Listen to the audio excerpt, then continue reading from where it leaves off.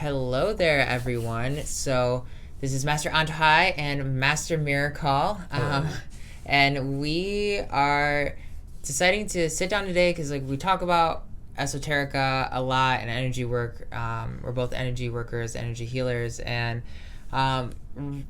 today one of the things that I really kind of want to talk about is, so I made this mala, okay, and this mala has a ring in it. And as I was meditating with it, I started talking to Micah about it, and I've actually brought it up a couple times throughout since I made this 2 days ago, where a lot of people see energy work or reality, let's just say reality in general, as just this ring, right? And the ring probably has two sides to it, but it's not much more complicated than this. And people, that's how people get stuck in 3D in general, because they're this is all there is to reality, there's not much else. But the cool thing about this ring that I really love is that you can open it up in sections. And if you give me 20 seconds to actually open up all these sections like that, you start seeing that there's more to it than just this flat portion. It's an actual star, and it starts expanding and it starts changing, and there's more options available and stuff like that. So this is the difference that I've been realizing a lot when it comes to time and space. And this circle means space itself, and if we understand space, then everything inside of it is time. But if time is an illusion, why are we only seeing reality this way instead of seeing all those extra components that open around and give you so much more access to reality? So Micah, what are some of your thoughts on this? How do you use this theory in your life? I use this theory to show infinite possibilities, and how simply whatever you choose to set your intention is the reality that you're setting yourself in. And then that shapes everything else that you experience, because that's the perception in which you hold for that point in space and time. Right. So basically, if you're having still a little bit of a hard time, a lot of people see reality like this, just real simple, okay? So whatever you're capable of, whatever is happening to you, it can only be changed so much. It can't be fully changed. It can't be fully corrected. You got to work with the elements that you have, and then that's it. That you're stuck to that.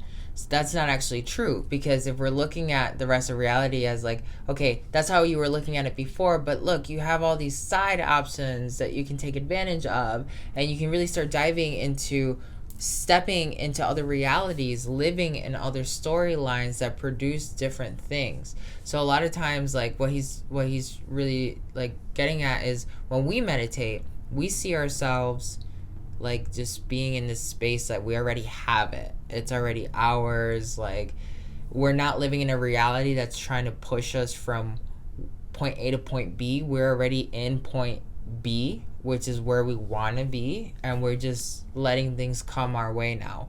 A lot of people try to manifest working within that circle of space and time and whatever rules they're constricted to, or they believe they're constricted to, because time is man-made, really, and it's a constriction. It stops us from doing a lot of things. Yeah, I mean, it puts parameters on a lot of things that you can do in life. If you have a time constraint, and when you remove that time constraint, then you have a possibility of doing any and everything that you could put your mind to, because then time's not a factor. Mm-hmm. It's just you and what you're doing, what your focused intention is, where your energy goes is what is going to flow to you, almost like you're a magnet. And if you remove all of the parameters, and you just see yourself as an energetic magnet, and what you want will come to you, because that's what you know is what's supposed to be there. Mm-hmm.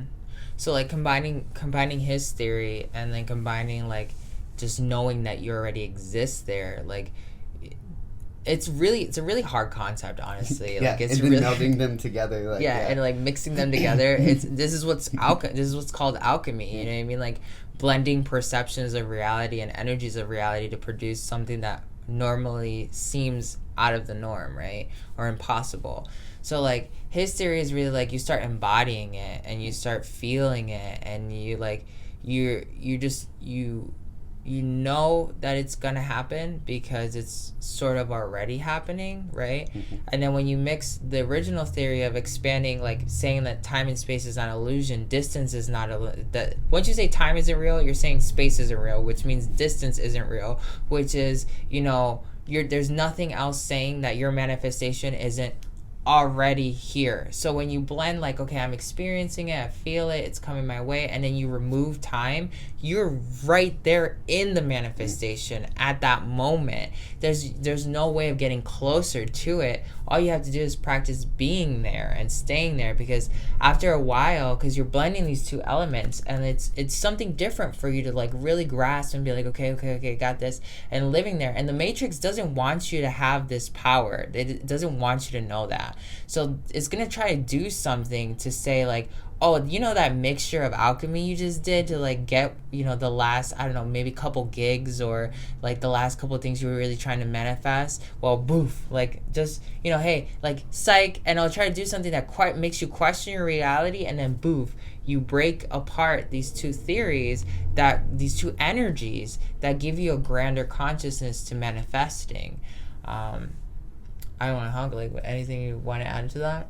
No, I mean when you blend like embodying it and then existing, you're living a new lifestyle at that point in time.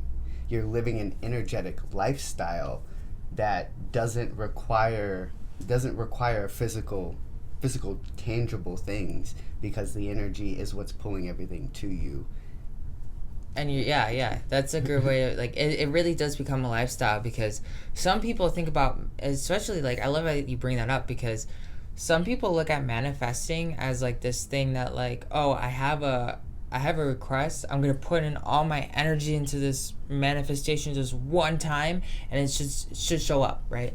Some people are really good at manifesting that way, but, like, there's a difference between, like, think about it in terms of money, right? If energy is money, right, and like manifestation is similar to money, which is just energy, isn't it more convenient to just have like a steady flow of like manifestation coming through? Or do you just want to work every once in a while to get some money, right? So it's there's like this precept of like, oh, I just have to manifest every once in a while, and I really get into the swing of manifesting all the time, when it's just like, okay, you need to change your perception on how you manifest, so that manifesting becomes a lifestyle that you do in every day and every way. Like we'll be out and just talking about something, and like we'll think about something, and then all this numerology just shows up out of nowhere telling us like, yeah, you guys are you're making this happen right now. Be careful of what you're about to say, because it's about to play out.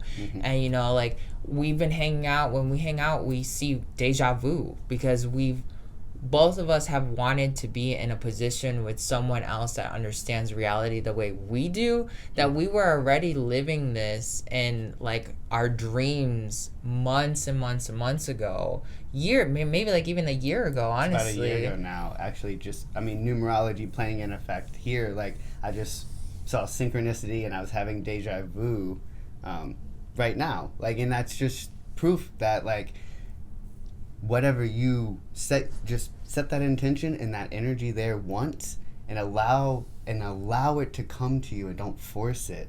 Like it's a lifestyle. Just embody it and live that reality, because that's the truth. And then it's magic. Everything just comes right to you. Right.